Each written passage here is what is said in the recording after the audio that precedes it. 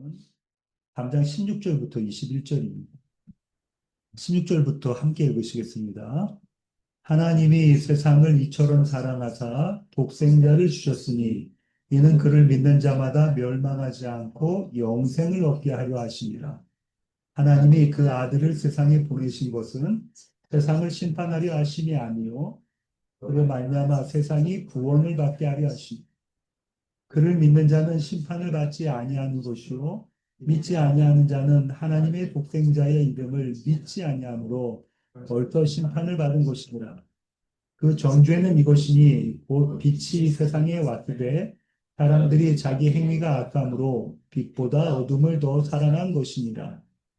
악을 행하는 자마다 빛을 미워하여 빛으로 오지 아니하나니 이는 그 행위가 드러날까 하며 진리를 따르는 자는 빛으로 오나니 이는 그 행위가 하나님 안에서 행한 것임을 나타내려 함이라 하시니라. 아멘.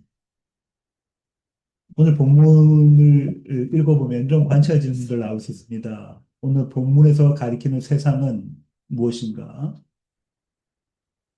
이처럼 사랑하사의 의미는 무엇인가? 성경이 말하는 멸망과 영생의 의미는 무엇인가? 영생을 얻는 믿음은 어떻게 작동되는가?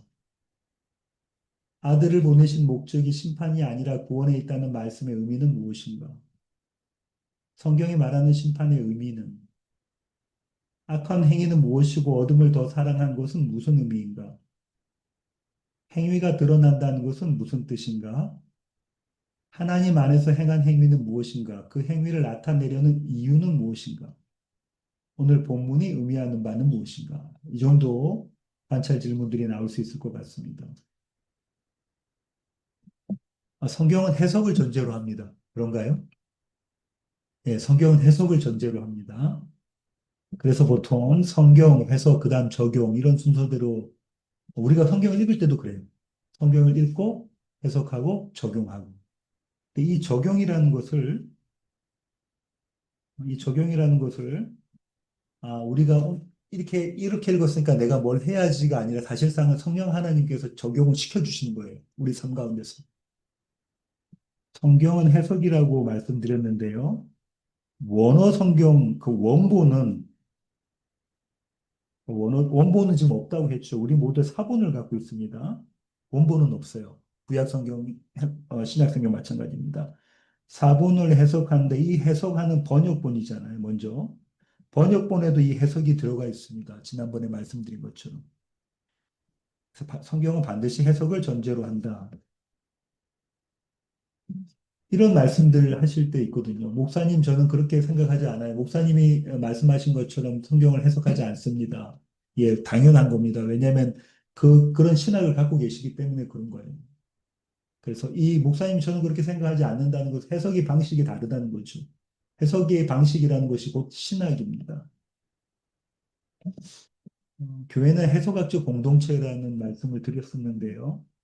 저는 이거를 어떻게만 이해를 했었냐면 같은 공동체 안에서는 해석을 비슷하게 하는 사람들이 모인다라고 생각했어요. 예를 들어서 어, 이 땅에서 복받고 사는 거, 잘 사는 것이 성경이 말하는 복이다라고 해석하면 그렇게 선포하면 그런 사람들만 교회에 모이게 되죠. 성도들로. 예, 그렇게까지만 해석했는데 이제 요즘은 어떤 생각이 드냐면 교회는 해석학적 공동체라는 것은 서로 다른 해석의 입장에 있지만 같이 나누고 하면서 그것을 공통 분모를 찾아가고 조율해 나가는 그런 것이 또 교회의 모습이지 않은가 이런 생각을 가져봅니다. 오늘 본문의 위치는 이렇습니다. 3장 1절부터 15절까지 니고데모가 예수님을 밤에 찾아옵니다. 니고데모는 다 가진 사람이라고 말씀드렸어요. 무엇 하나 빠지는 게 없는 사람인데 그 사람이 밤에 예수님을 찾아와요. 그 찾아오는 이야기 뒤끝에 예수님이 니고데모에게 마지막으로 하신 말씀이 이거죠. 모세가 광야에서 뱀을 든 것 같이 인자도 들려야 하리니 이는 그를 믿는 자마다 영생을 얻게 하려 하심이니라. 이 얘기를 하시고 그 다음에 요한이 이 영생을 얻는 것, 믿는 자는 영생을 얻는 것에 대해서 하나님의 사랑으로 설명을 하고 있습니다. 그것이 16절부터 21절이에요. 16절은 이렇게 시작하죠. 하나님이 세상을 이처럼 사랑하사. 이거는 예수님 안 믿는 사람들도 교회 안 다니는 사람도 이 구절을 외울 정도로 유명한 구절입니다.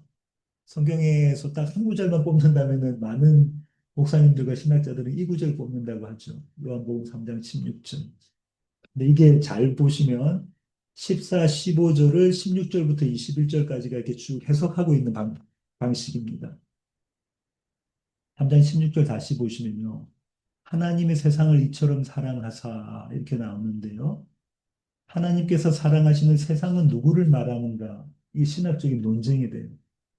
오늘 3장 16절은 아주 큰 논쟁, 신학자들끼리 논쟁이 되는 것들이 여러 개가 나오거든요. 그 중에 한 개가 뭐냐면, 물론 그 맥락은 같습니다만, 세상을 누구로 말하는가는 있어요. 사도 요한은 세상이라는 단어를 아주 많이 사용했습니다. 요한복음과 요한일서에서 사용한 것이 대부분이 신약 성경에서 세상을 사용할 때 사도 요한이 대부분 다 거의 다 사용했어요. 요한이 말하는 세상을 한번 보겠습니다. 요한복음 1장 29절입니다. 함께 읽으시겠습니다. 이튿날 요한이 예수께서 자기에게 나아오심을 보고 이르되 보라 세상 죄를 지고 가는 하나님의 어린 양이다. 오늘 본문에서 사용했던 그 세상과 같겠다 그죠? 요한복음 15장 19절 함께 읽으시겠습니다. 너희가 세상에 속하였으면 세상이 자기의 것을 사랑할 것이나 너희는 세상에 속한 자가 아니요 도리어 내가 너희를 세상에서 택하였기 때문에 세상이 너희를 미워하나니. 요한복음 1장 29절에 있는 세상과 15장 19절에 있는 세상이 같은가요? 잘 한번 보십시오. 다르다죠. 다른 의미 아닙니까? 같은 의미인가요? 한 군데 더 볼까요? 요한복음 17장 6절입니다. 함께 읽으시겠습니다. 세상 중에서 내게 주신 사람들에게 내가 아버지의 이름을 나타냈나이다. 그들은 아버지의 것이었는데 내게 주셨으며 그들은 아버지의 말씀을 지키었나이다. 이것뿐만 아니라 한번 요한복음과 요한일서를 한번 쭉 보시면 세상이라는 것들을 사도 요한이 여러 의미로 사용하고 있어요. 신학자들이 뽑는 세상의 의미는 이렇습니다. 첫째는 하나님의 창조 세계, 모든 인류를 세상이라고 봐요. 두 번째는 하나님을 대적하는 세력을 세상이라고 봅니다. 셋째로는 세상 속에 존재하는 하나님의 택하신 백성들을 세상이라고 봐요. 앞서 우리가 봤던 구절들이 나와 있죠. 마지막 구절들에서. 세상 속에 존재하는 하나님의 택하신 백성들이 세상 속의 세상이라는 거죠. 하나님의 세상을 이처럼 사랑하사가 세상, 어떤 세상인가?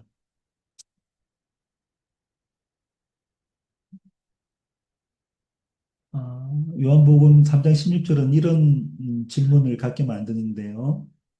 지금 요한복음 3장 16절은 구원에 대한 이야기를 하고 있잖아요. 이 구원은 하나님의 사랑인가, 인간의 믿음인가? 하나님의 사랑으로 얻어지는 것인가, 인간의 믿음으로 얻어지는 것인가? 믿음은 하나님의 은혜인가, 인간의 책임인가? 이런 문제를 갖고 옵니다. 요한복음 1장 12절부터 13절 함께 읽으시겠습니다. 영접하는 자, 곧 그 이름을 믿는 자들에게는 하나님의 자녀가 되는 권세를 주셨으니 이는 혈통으로나 육정으로나 사람의 뜻으로 나지 아니하고 오직 하나님께로부터 난 자들이니라. 그 이름을 믿는 자들에게는 하나님의 자녀가 되는 권세를 주셨다. 믿음에 대한 이야기를 하죠. 그런데 이것은 혈통으로나 육적으로나 사람의 뜻, 사람의 의지, 사람의 선택으로 된 것도 아니고 하나님께로부터 난 자들이다. 하나님께로부터 난 자들. 또 우리가 앞에서 나왔다 그죠? 하늘로부터 난 자들. 이걸 뭐라고 하죠? 중생이라고 하죠. 거듭남이라고 합니다. 예수님께서 니고데모한테 말씀하셨죠. born again, rebirth 이렇게 되는 거죠. 하나님께로부터 난 자들이 믿음을 갖게 된다는 겁니다. 하나님께로부터 난 자들이 믿음을 갖게 된다는 거예요. 이렇게 요한복음 1장 12절부터 13절까지 결론을 내놓고 요한복음을 시작하는 겁니다. 그러니까 요한복음은 두 과일식이에요. 결론이 이미 이 1장에 벌써 결론을 다 내놓고 그다음 그것을 설명하는 방식입니다. 사도 바울도 에베소서 1장 4절에서 이렇게 이야기했죠. 함께 읽으시겠습니다. 곧 창세전에 그리스도 안에서 우리를 택하사 우리로 사랑 안에서 그 앞에 거룩하고 흠이 없게 하시려고. 그리스도 안에서 우리를 택하사의 의미가 무엇인가? 이거 하기 전에 이걸 이렇게 생각할 할 수도 있다고 제가 들었는데요. 그리스도 안에서 우리를 택하셨다는 것은 하나님께서 성부 하나님께서 그리스도를 택하신 것이다. 라고 그렇게 볼 수 있다는 거죠. 헬라어 원어를 보면 이렇습니다. 원어 순서대로 쓰면 딱 이래요. 복. 이것은 그 앞절에 뭐냐면 하늘에 속한 신령한 복을 주신다라고 해서 신령한 복에 대한 설명을 하고 있는 것이거든요. 곧. 그 다음에 택하사라는 동사가 나와요. 동사는 목적어를 갖고 있는데 우리를이 목적어입니다. 그 안에서 이 그가 예수 그리스도죠. 그리스도. 그리스도 안에서는 부사구에. 그러니까 택하사의 목적어가 뭐냐면 우리를입니다. 헬라어 성경을 보면 명확하게 돼 있어요. 그리고 만약에 택하사 그리스도를 한다면 이거를 저희 대명사를 안 써요. 헬라어 구조상. 택하사 그리스도를 이렇게 써버리지. 크리스토스를 쓰지. 그렇게 안 쓴다. 그래서 이것은 택하사 누구를 우리를 어디 안에서 그리스도 안에서 언제 창세전에 이것 때문에 이제 그러면 우리는 여기까지 이제 받아들이면 하나님께서 성부 하나님께서 우리를 창세전에 택하셨어. 근데 거기에 대해서 신학적 입장이 두 가지가 있습니다. 한 가지는 뭐냐면 선택 예정이라는 거예요. 창세전에. 저는 그걸 믿습니다. 선택 예정. 또 한 가지는 예지 예정이에요. 예지 예정이라는 건 이런 겁니다. 하나님이 누가 예수님을 믿을지 안 믿을지를 알고 계셨다는 거예요. 이미 창세전에 하나님은 누가 예수님을 믿을지 안 믿을지 알고 계셨다. 그런데 하나님이 그들을 선택한 건 아니라는 거예요. 예지 예정은. 예.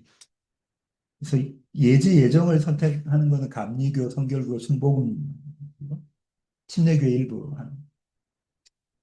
선택 예정을 하는 것은 장로교, 침례교의 다수가 그렇습니다.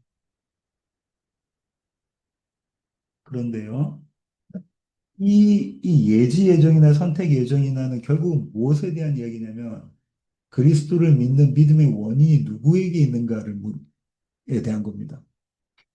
그리스도를 믿는 믿음의 원인이 하나님께 있는가 아니면 나에게 있는가에 대한 거예요. 그러니까 예수님, 하나님께서 모든 구원의 조건을 만들어 놓으시고 예수님을 믿게 만드는 것이 예지 예정의 선택인데 믿는 것은 나의 선택으로 이루어진다는 거잖아요. 그죠? 이게 결국은 무슨 말이냐면 선택 예정이나 예지 예정에서 중요한 이슈는 그리스도를 믿는 믿음의 원인이 누구에게 있는가입니다. 조금 더 보겠습니다.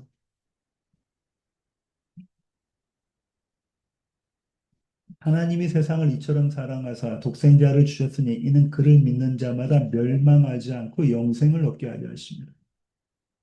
그를 믿는 자마다 멸망하지 않고 영생을 얻게 하려 하십니다. 라고 이야기를 하고 이 의미를 17절과 18절에서 이야기하고 있거든요. 17절 함께 읽으실까요? 하나님이 그 아들을 세상에 보내신 것은 세상을 심판하려 하심이 아니요 그로 말미암아 세상이 구원을 받게 하려 하십니다. 우리는 이 구절을 어떻게 이야기가 쉽냐면 하나님께서 성부께서 성자를 보내신 것은 세상을 심판하시기 위한 게 아니고 세상을 구원하시려고 하는 것이다. 이걸 표면적으로만 이해를 한다면 예수 믿는 믿음이 구원의 조건이다. 이제 너 예수 믿을래 안 믿을래?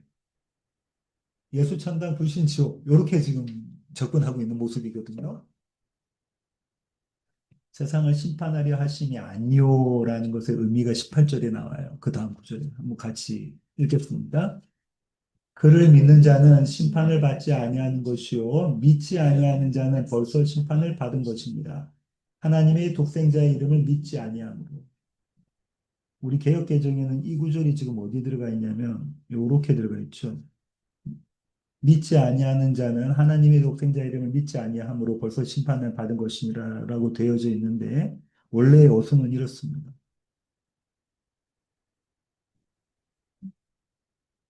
동사의 시제가 아주 중요한데 믿는 자 여기 나와 있는 이 믿는 자 받지 아니하는 거 믿지 아니한다 이거 다 현재 시제로 되어져 있어요. 그를 믿는 자는 심판을 받지 아니한 상태에 있다는 거예요. 그다음 믿지 아니하는 자는 벌써 심판을 받았다라고 돼 있죠. 이거는 퍼펙트 텐스예요. 과거 완료로 돼 있습니다.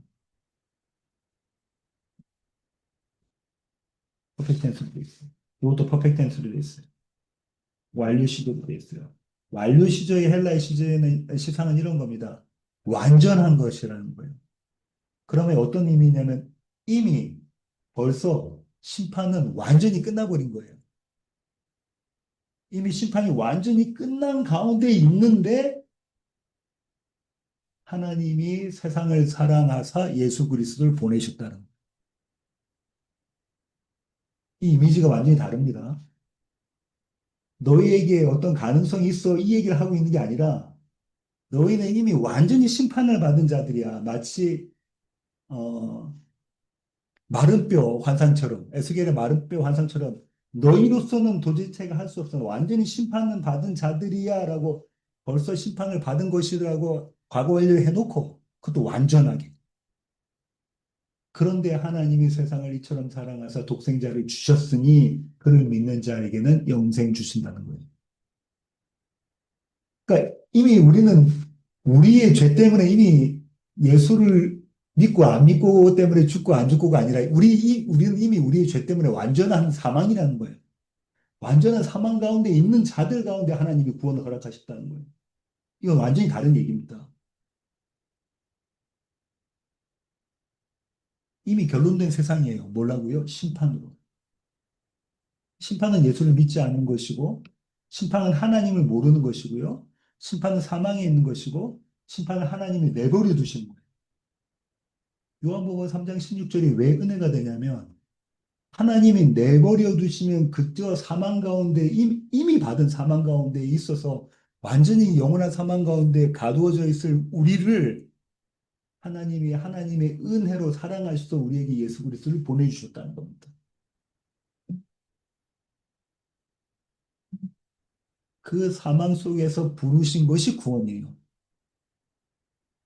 우리가 잘나서 우리가 어떠함에 있어서가 아니라 그 사망 속에서 우리를 구원해내신 것이 구원이라고요. 세상 속에서 세상을 구원해내시는 구원이십니다. 멸망과 영생이 지금 요한복음 3장 16절에서 대조가 되고 있잖아요. 이는 그를 믿는 자마다 멸망하지 않고 영생을 얻게 하려 하십니다. 멸망은 이미 이루어진 상태입니다.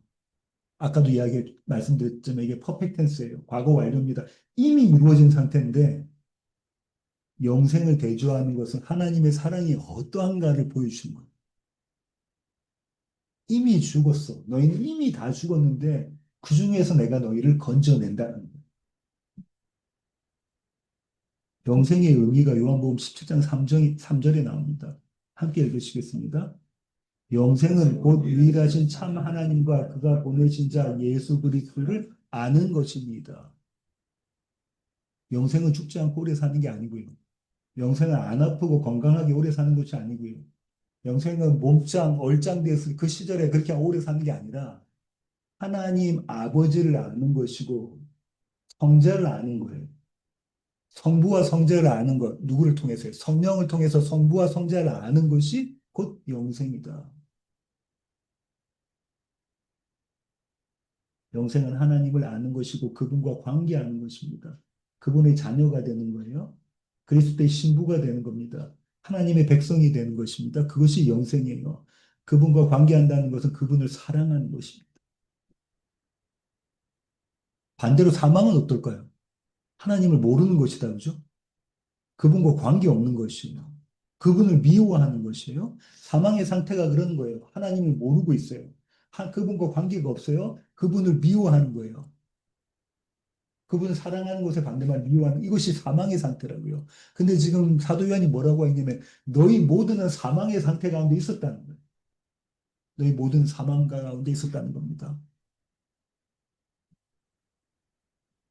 인간의 전적 타락. 지난번에 제가 이런 말씀드렸는데요. 선과 악은 선은 하나님 보시기에 좋은 겁니다. 이게 선이에요. 하나님 보시기에 좋은 것이 왜 선이 되냐면 하나님이 선이시기 때문에 그래요. 하나님 보시기에 좋은 게 선입니다. 그럼 악은요? 하나님 보시기에 좋지 않은 거죠. 그럼 하나님과 관계없는 것이 악이 되는 거예요. 히브리어로는 하나님 보시기 좋은 것, 이 선을 토브라고 하고요. 이 악을 로토브라고 합니다. 로토브는 로는 낫이랍니다. 의는 어떤 거죠? 의는 행함이라고 그랬잖아요. 하나님이 보시기에 좋은 것을 행할 때 이 행함이 의입니다.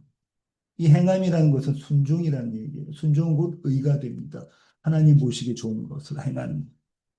하나님 보시기에 좋은 것을 행한다는 것은 하나님의 뜻대로 하는 것입니다. 반대로요, 좋지 않은 것은 악을 행하면 뭐가 되죠? 불의가 돼요. 불의는 죄입니다. 불순종이죠.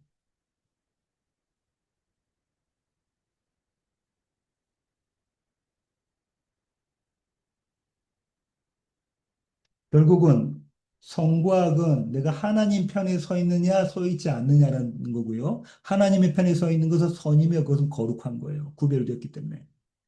그 다음에 의와 죄는 내가 하나님 뜻대로 살고 있느냐, 행하고 있느냐 아니냐에 대한 문제죠.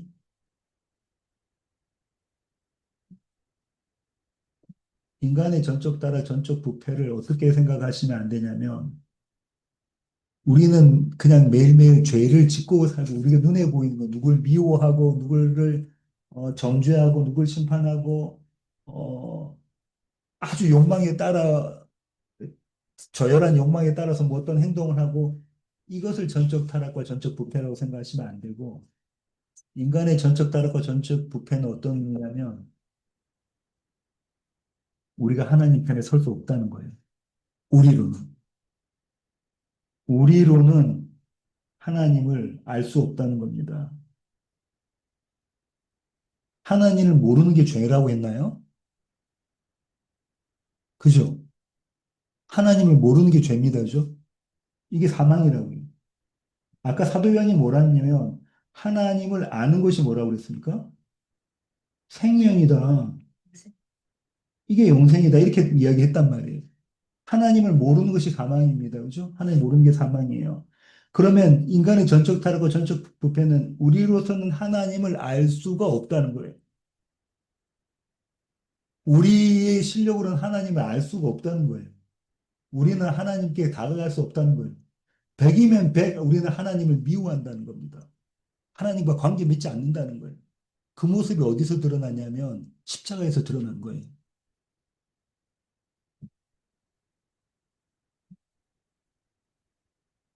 신학자들은 구원의 서정을 이렇게 이야기합니다. 예정, 소명. 예정은 아까 신학적인 입장이 다를 수 있어요. 소명은 하나님의 부르심이에요. 예정하신 자들을 하나님이 불러내시고 그들을 거듭나게 하세요. 중생. 그 다음에 회심이 있습니다. 이 회심은 뭐냐면 회개와 믿음입니다. 사실상은 회개와 믿음은 동전의 양면이에요. 우리가 회개를 하나님 오늘 이런 죄를 지었으니까 잘못했습니다라고 그 고백하는 것으로 그것이 아니라 정말로 회개는 하나님께로 돌아가는 거거든요. 입술로의 립 서비스가 아니라. 그렇게 하고 난 다음에 물 뿌리면 죄가 사해지는 그런 모습이 아니라 내가 정말 죄인이라는 걸 알고 하나님이 참으로 선이라는 걸 알고 그분께 돌아가는 게 회개란 말이에요. 그럼 그분께 어떻게 돌아갈 수 있냐면 그분을 믿기 때문에 돌아가는 거예요. 그분은 선하시다는 걸 믿고, 그분은 나를 사랑하신다는 걸 믿고, 그분은 나를 책임지시는 걸 믿기 때문에 그분께 돌아가는 거죠. 회개와 믿음은 동전의 양면입니다. 그때 하나님께서 말씀하시는 것이 칭의, 너 의롭다 하신다는 거예요. 너 의로워. 보십시오. 중생이라는 건 거듭남이에요. 이것은 무엇으로부터 거듭남이죠? 물과 성령으로. 주님 그렇게 말씀하셨죠. 물과 성령으로 거듭나지 아니하면 하나님 나를 살 수 없어. 이 거듭남이라는 것은 하늘로부터예요. 아버지로부터, 하늘로부터, 성령으로요. 그러면 우리가 회개하고 믿는다고 할 때는 무엇이 이미 우리 가운데 있습니까? 성령 하나님이 계신 거예요. 성령 하나님이 계셔야 회개할 수 있습니다. 성령 하나님이 계셔야 믿을 수 있는 거예요. 그렇게 믿음을 우리가 발휘했는데 하나님이 뭐라고 말씀하시냐면 너 의롭다 하신다. 우리 안에 내주하셔서 성령 하나님께서 우리로 하여금 회개하고 그리스도 예수를 믿게 해서 아버지께로 나가게 하셨음에도 불구하고 네가 어려워 하시는 게 칭의라. 너 그런데 어려워. 하나님이 하셨는데 네가 했다고 말씀해 주시면서 의롭다고 말씀해 주십니까? 그리고 그들을 양자 삼으시죠. 그 다음에 성화가 있고 이 견인이라는 것은요. 성도의 견인이라고 부르는데요. 하나님께서 한번 택하신 자들은 끝까지 책임지고 끝 붙잡아 가신다는 거예요. 낙오가 없다는 겁니다. 왜냐하면 하나님이 하시는 일이기 때문에 그래요. 우리의 믿음으로는 낙오가 있지만 하나님께서 하나님의 믿음은 낙오가 없기 때문에 하나님의 믿음이 우리에게 원이 되어진 믿음이기 때문에 결코 떨어짐이 없다는 거예요. 그 다음에 영화죠. 이거는 논리적인 순서입니다. 예. 예를 든다 뭐 소명 중생 회심 칭의 양자 한꺼번에 이루어질 수 있는 거고요. 논리적인 거죠. 오늘 다시 본문으로 갈게요. 요한복음 3장 19절입니다. 함께 읽겠습니다. 그 정죄는 이것이니 곧 빛이 세상에 왔을 때 사람들이 자기 행위가 악함으로 빛보다 어둠을 더 사랑한 것입니다. 개역 개정 성경이 한국어 순을 쓰다 보니까 그런데요. 사실상 이게 이 뒤에 있는 구조예요. 원래 원어로 읽으면 이렇습니다. 그 정죄는 이것이다. 정죄, 심판한 것은 이것이다. 곧 빛이 세상에 왔을 때 사람들이 빛보다 어둠을 더 사랑한 것이 정죄라는 거예요. 사랑한 이유가 자기 행위가 악함으로예요. 곧 빛이 세상에 왔을 때 사람들이 빛보다 어둠을 더 사랑하는 것. 다시 말하면 빛이 왔는데 예수를 믿지 않는 것이 곧 정죄다, 심판이다라고 하는 거예요. 아까 18절, 19절이 더 설명을 해주고 있습니다.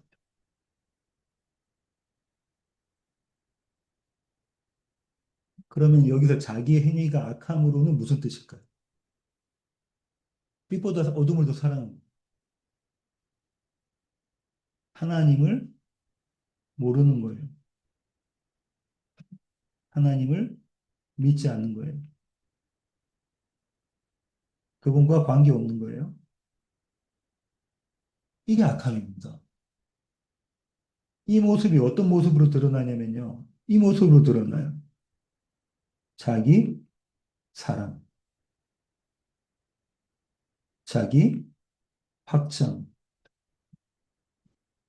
자기 의. 이 모습으로 드러납니다. 하나님을 사랑하지 않고 하나님을 믿지 않고 하나님과 관계 없는 모습은 어떻게 드러나냐면 나를 사랑하고 나를 확장시키고 나의 의를 찾는 모습으로 드러나요. 이것이 자기 행위가 악한 겁니다.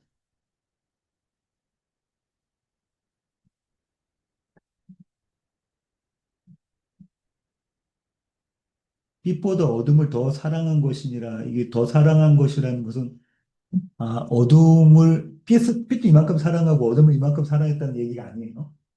빛보다 어둠을 더 사랑했다는 것은 빛은 사랑하지 않고 어둠만 사랑했다는 얘기입니다. 20절, 21절입니다. 함께 읽으시겠습니다.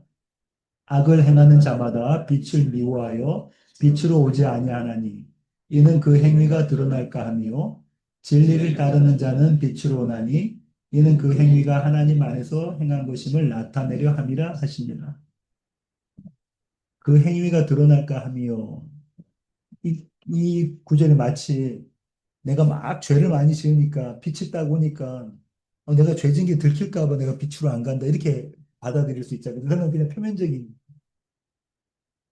진리를 따르는 자나 악을 행하는 자나 빛으로 오면 드러나는 모습은 무엇이냐면 자신의 악이에요. 자신의 죄입니다. 그런데 악을 행하는 자는 빛으로 오지 않는다는 거예요. 악을 행하는 자나 어, 어, 어둠 가운데 있는 자나 빛으로 나오는 자나 모두 다 빛 가운데 오면 어둠이 드러나요. 자신이 죄인임을 알게 돼요. 근데 빛으로 간 자들은 자신이 죄인인 줄 알고 빛으로 가지 않는 자들은 자신이 죄인인 줄 몰라요. 예수 앞에 서면 우리가 죄인인 줄 알고 예수 앞에 서지 않으면 우리가 죄인인 줄 모르는 거예요.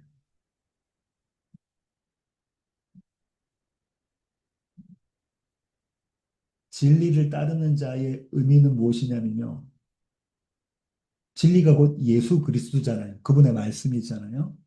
그분의 말씀을 통해서 그분을 따르는 자는 빛으로 가면 앞서 말씀드린 것처럼 나는 죄인입니다라는 고백한다는 거예요.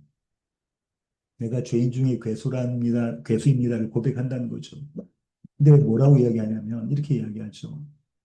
그 행위가 하나님 안에서 행한 것,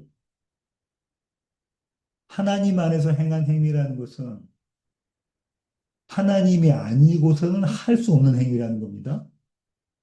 하나님 안에서 행한 것이라는 건 하나님 아니고서는 할 수 없는 행위예요. 하나님 안에서 하는 행위가 뭐라고요?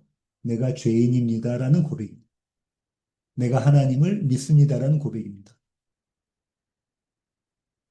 나타내려 함이라는 이 구절이 말하는 것이 그게 네 실력으로 된 것이 아니야. 하나님의 뜻 가운데서 하나님의 열심으로 하나님의 지혜와 능력으로 그것이 된 것이야.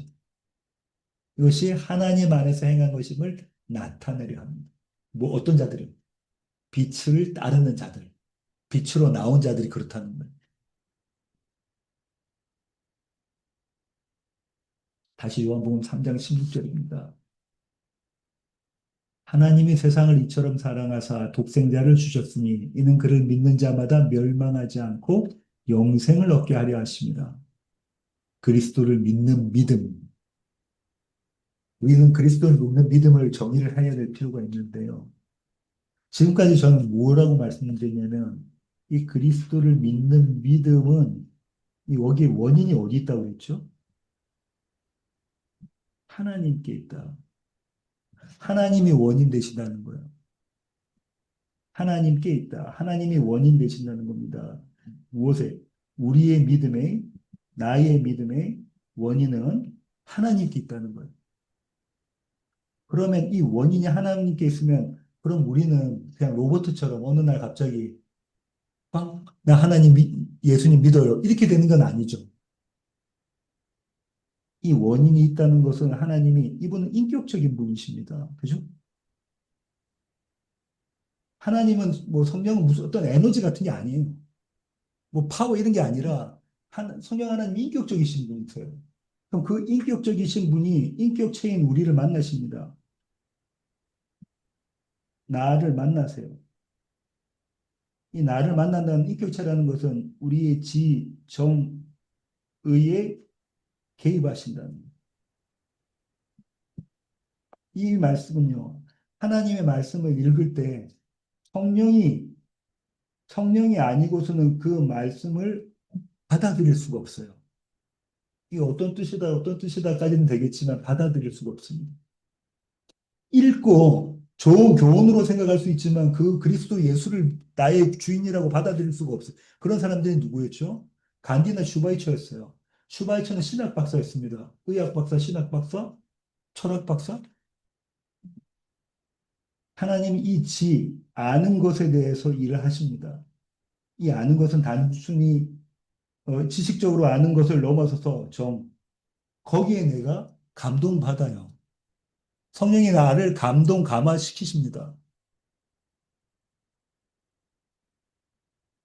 그 의지적으로 결단을 하게 만들어내세요. 나 예수 믿을래. 나 예수 믿습니다. 저 이제 예수님께 헌신해서 하나님의 백성이에요라는 고백을 만들어 내신다고요, 우리로부터. 이 일을 하시는 거예요. 이 일을 하시는데 이 일을 하시는 원인이 어디 있느냐는 거예요. 그 원인이 하나님께 있다. 성령 하나님. 앞서 제가 말씀드린 것처럼 사망한 자는 일어설 수가 없어요.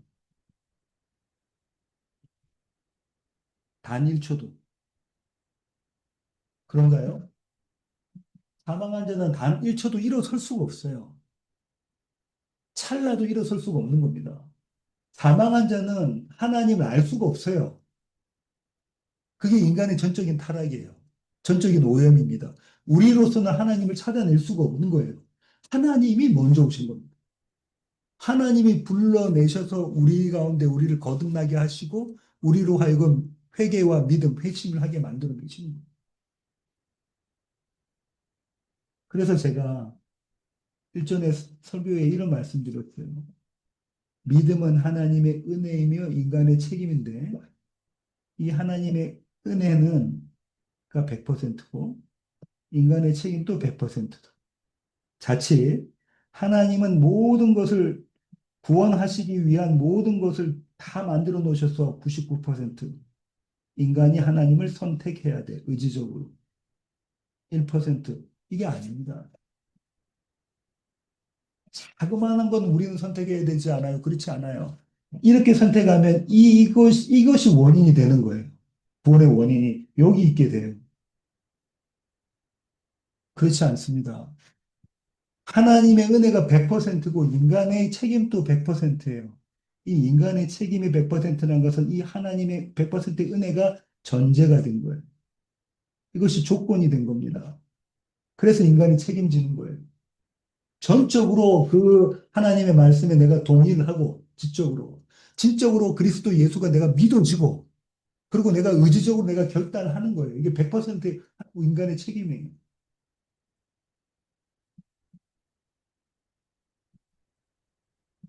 그 믿음으로 우리의 믿음의 모든 원인은 하나님께 있는데 그 모든 원인이 하나님께 있는 믿음으로 우리는 우리의 책임을로 예수 그리스도를 믿는 겁니다.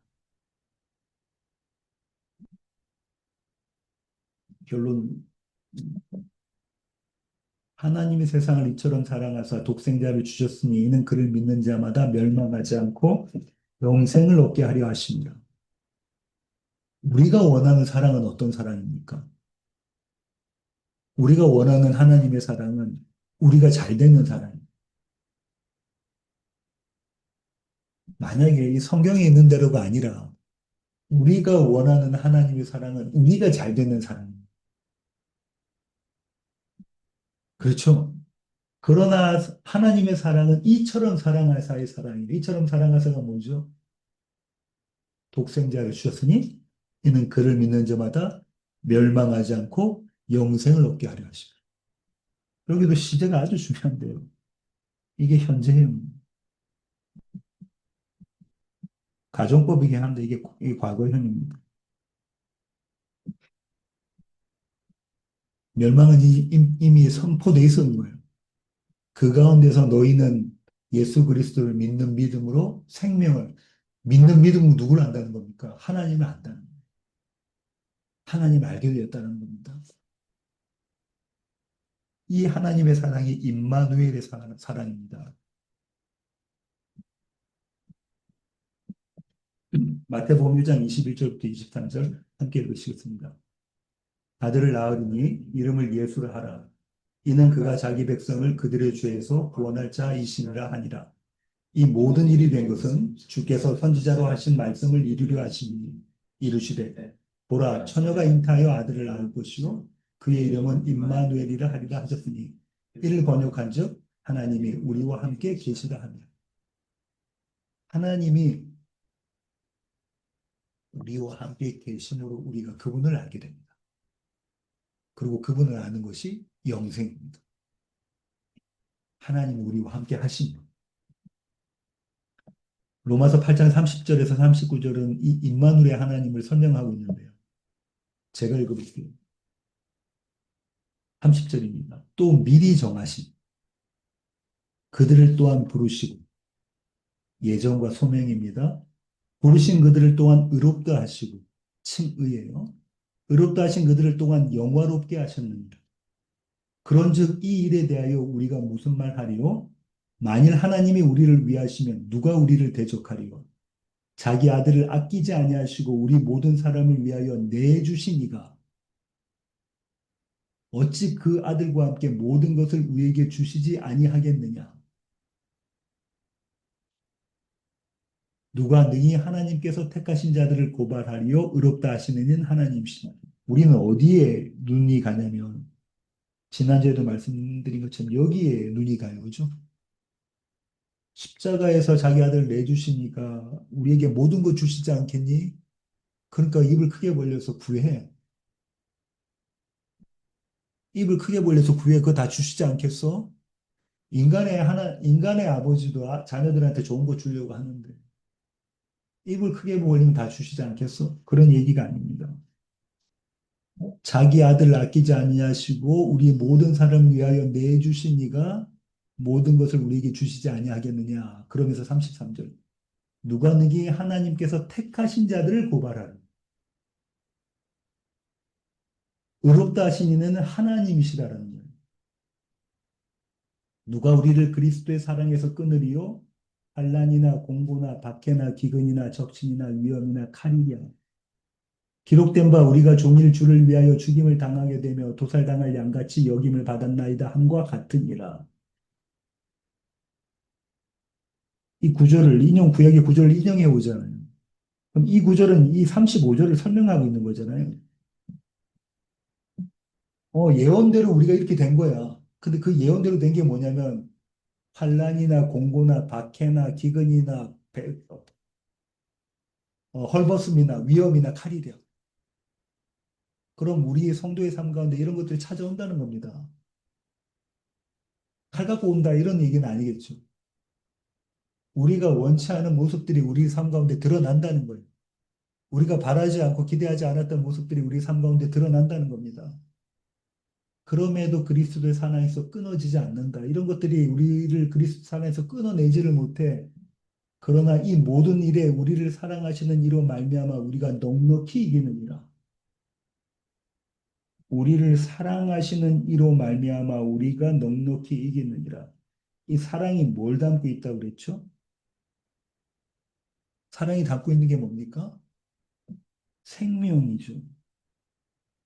이게 영생이에요. 이건 사망의 모습이죠. 사망이 너희를 어떻게 하지를 못해. 왜냐하면 우리를 사랑하시는 분의 사랑이 우리 안에 있기 때문에 그 안에 무엇이 있다고요? 생명이 있습니다. 영생이 있습니다. 하나님을 알면 누리는 것들이 우리 가운데 있는 거예요. 넉넉히 이긴다는 거예요. 사랑할 수 없는 자리에서 사랑하게 만들어내시고 용서할 수 없는 자리에서 용서하게 만들어내시고 참을 수 없는 자리에서 참게 만들어내시고 어떻게 그게 가능하죠?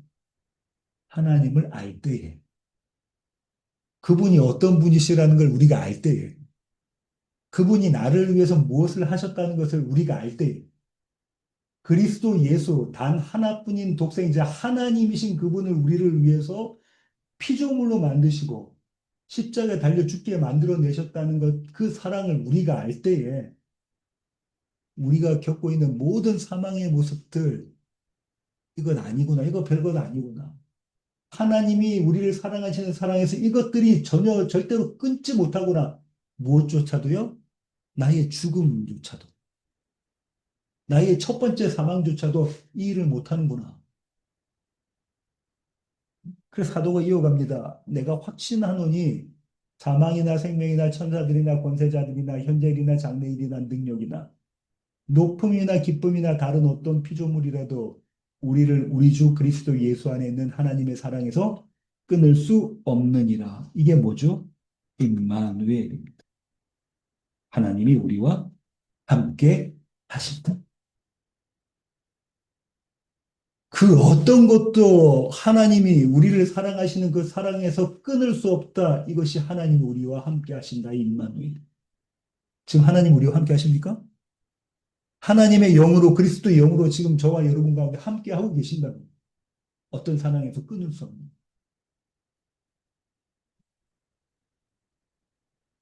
하나님이 세상을 이처럼 사랑하사.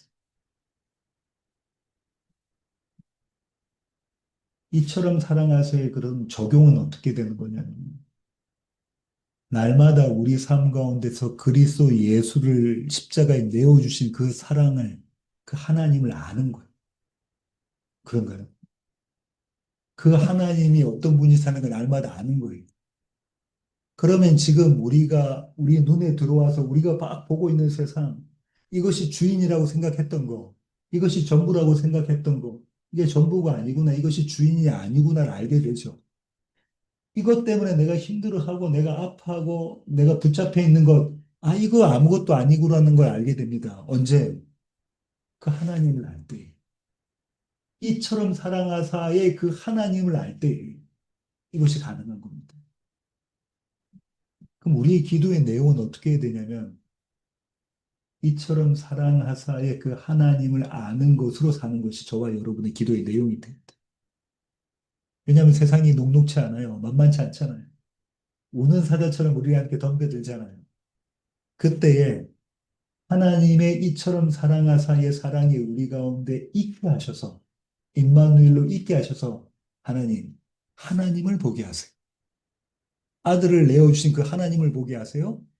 십자가에서 나를 위해 죽으신 그 예수 그리스도를 보게 하세요. 이 기도가 저와 여러분의 기도가 되어야 할 줄로 압니다. 오늘 준비한 내용은 여기까지입니다. 혹시 질문 있으신가요?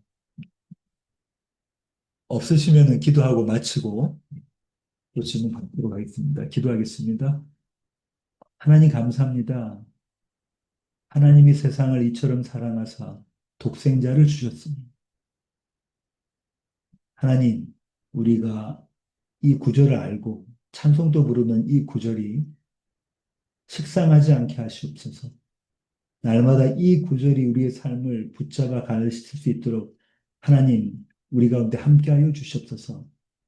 이처럼 사랑하사가 어떤 의미인지 알게 하시고, 우리가 지금 바라보고 있는 세상이 전부가 아님을 알게 하셔서, 하나님에게 주목하며 그리스도 예수를 믿는 믿음 가운데 있게 하여 주시옵소서. 하나님의 말씀을 읽고 묵상하며 들을 때마다 하나님을 더욱더 알아가게 하시고, 한 분 하나님을 사랑하는 우리 낮은 울타리 모든 교회 가족 되게 하여 주시옵소서. 귀하신 예수님의 이름으로 기도합니다. 아멘.